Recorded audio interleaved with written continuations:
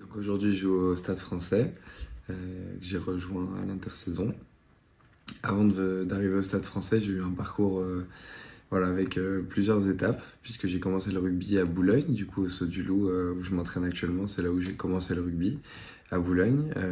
Donc j'ai joué à la CBB jusqu'à mes 12 ans. Ensuite, à 13 ans, j'ai rejoint le Racing au Plessis.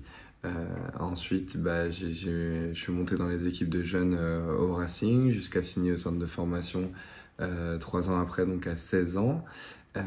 J'ai intégré le centre de formation, j'avais la chance de m'entraîner du coup avec les espoirs. C'était vraiment une période super de ma vie, puisqu'en même temps j'étais au pôle espoir à la Canale, où j'ai fait du coup mes 3 ans. J'ai pu du coup aller jusqu'au bout de ce contrat avec le Racing. J'avais même continué un an de plus en espoir, parce que ça se passait très bien. Et ensuite, j'ai eu l'opportunité de partir à Lyon. Voilà, j'avais envie de partir de Paris et voir un peu ailleurs. Et l'opportunité de Lyon s'est mise sur ma route. Du coup, j'y suis allé pour 2 ans. C'était génial de bout en bout. La première année, j'étais du coup enfin, tout le temps avec les pros, sans forcément jouer, vu que j'étais souvent 24. Et la deuxième année, j'ai saisi un peu ma chance en prenant un prêt à Montauban. Donc à partir du mois d'octobre jusqu'au mois de mai, j'ai été prêté à Montauban, où j'ai eu la chance de jouer 15 matchs en Pro D2 du coup la saison dernière. Ça a été une expérience incroyablement enrichissante, puisque à Lyon, même si j'étais 24 et tout le temps avec les pros, je jouais pas. Et là, à Montauban, j'ai pu enchaîner, j'ai pu découvrir tous les stades de Pro D2. J'ai pu voilà remplir en fait, enfin, réaliser mon rêve. J'ai en tête un match à Bayonne où je jouais à Jean Daugé. Voilà, c'était littéralement un des rêves que j'avais quand je m'entraînais au Saut du Loup quand j'étais petit. Donc pour tous ces points-là, c'était une année formidable. Et ensuite, voilà, j'avais envie de rentrer à Paris. Du coup, je me suis mis en recherche de club et l'opportunité du Stade Français Paris s'est mis sur ma route.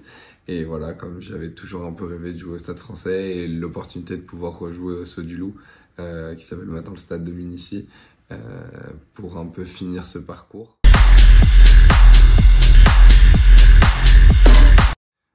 Celui de Greg Sherbal qui m'a entraîné en poussin à la CBB. Je le choisirais parce que vu que aujourd'hui voilà, c'est mon agent, et je trouve que ça fait une très belle histoire parce qu'on s'est suivi durant tout mon parcours rugbystique. Bien sûr, il m'a pas suivi au Racing, mais je sais qu'il était pas loin, et je sais à quel point il a pu marquer mes débuts de rugby. Donc le souvenir que je garde de Louis, donc à la CBB, en tant qu'éducateur, un jeune joueur hyper à l'écoute, très attentif. Ce qui m'a marqué, c'est que c'était un joueur enfin un jeune, plutôt que parler de joueur à l'époque, en demande, travailleur. Et ouais, donc vraiment en demande constante pour essayer de. Il avait ce souci de vouloir progresser et de performer, déjà assez, assez jeune. Et donc, il était là à vouloir avoir des conseils, des tips sur ses skills, sur sa passe, parce qu'il jouait déjà neuf. Comment s'améliorer, comment progresser, comment aller challenger pour être le numéro un, on va dire, au poste déjà qu'il était plus jeune. Donc, voilà le souvenir que j'ai un peu de Louis. Je dirais, pour donner un raisonnement un peu général, c'est quelqu'un qui était, et qui l'est toujours, je pense, parce que j'ai la chance de pouvoir continuer à le suivre, mais sûr de lui dans le bon sens du terme. Pourquoi? Parce que c'est un gamin qui est gamin et pas du tout péjoratif, hein, mais qui connaît ses forces et qui connaît aussi surtout ses faiblesses, ce qui est une preuve de maturité à son âge. Il le connaissait déjà à l'époque. Parce que comme je le dis, hein, c'était le premier à venir me voir pour me demander des conseils, pour s'améliorer. Voilà, qu'est-ce que je peux faire pour aller dans ce sens-là, pour mieux faire, etc. Donc vraiment quelqu'un de sûr de lui, mais dans le bon sens et qui sait où il veut aller, qui sait comment y aller.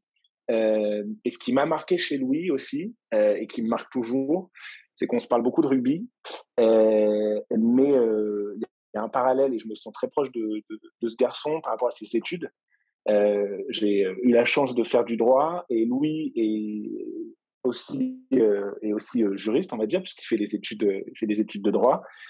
Il a un objectif très précis en tête pour ses études et déjà à l'époque, hein, il me posait des questions sur comment ça se passe les études d'Aurora, qu'est-ce que je peux faire, est-ce que tu crois que je peux faire ça? Et il a les mêmes questions aujourd'hui, sauf euh, on a grandi et il a déjà très bien avancé dans son parcours. Donc voilà, ça m'a marqué, ça me marque toujours la capacité qu'il a à bosser dur en tant que rugbyman, pro actuellement, et la capacité à avoir la tête sur les épaules pour avancer aussi dans les études, ce qui est une bonne chose, ce qui se développe de plus en plus, mais ce qui n'est pas le plus fréquent pour tous les jeunes joueurs de son âge et de sa génération. Donc ça c'est hyper important et il faut qu'il garde cette envie euh, d'avancer dans le rugby et dans la vie professionnelle autre. Et que Louis a fait partie d'une génération que j'ai adoré avoir on va dire, sous mes ordres, mais en tant qu'éducateur. Euh, c'est des souvenirs mémorables, notamment, et je pense aussi grâce à un club qui est la CBB. Enfin, c'est un club qui restera à jamais dans ma tête. Dans mon cœur, ça fait un peu trop gros, mais c'est vrai, c'est des souvenirs mémorables. Par les gamins qui étaient là, Louis en faisait partie, une génération que j'ai suivie sur beaucoup d'années.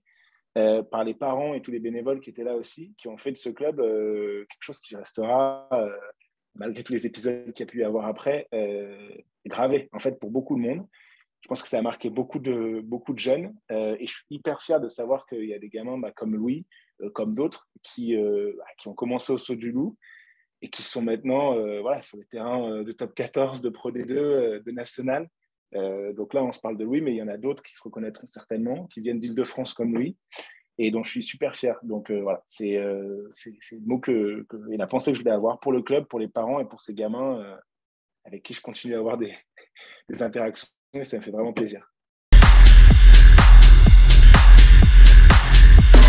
Déjà, je retiens d'avoir eu la chance de pouvoir rentrer au Pôle Espoir à la Canale. Ça a été un peu le début de mon parcours de rugby voilà, qui m'a amené jusqu'ici.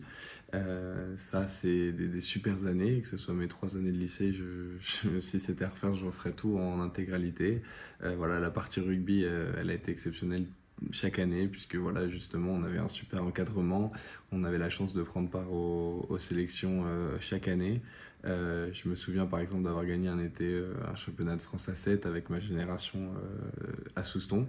C'est un super souvenir, on n'est pas champion de France souvent et on s'en souvient voilà, encore aujourd'hui. Ensuite, sur mon parcours au Racing, j'ai eu la chance aussi de pouvoir évoluer dans toutes les catégories de jeunes au Racing, à chaque fois dans des équipes, surtout sur ma génération, qui me permettaient de m'exprimer au mieux. Et tout ça, ça m'a permis d'arriver là où j'en suis aujourd'hui. Et si je devais retenir un moment, je retiendrais aussi notre titre en cadet quand on était au Racing, avec ma génération, la génération 2000. Voilà, c'est un super souvenir qui nous marque à vie. Et voilà, c'est pas tous les ans que des clubs d'Île-de-France gagnent quoi que ce soit dans les catégories de jeunes. Donc voilà, on s'en souviendra encore très longtemps. Et je pense que tout ça, ça m'a permis d'arriver là où j'en suis aujourd'hui.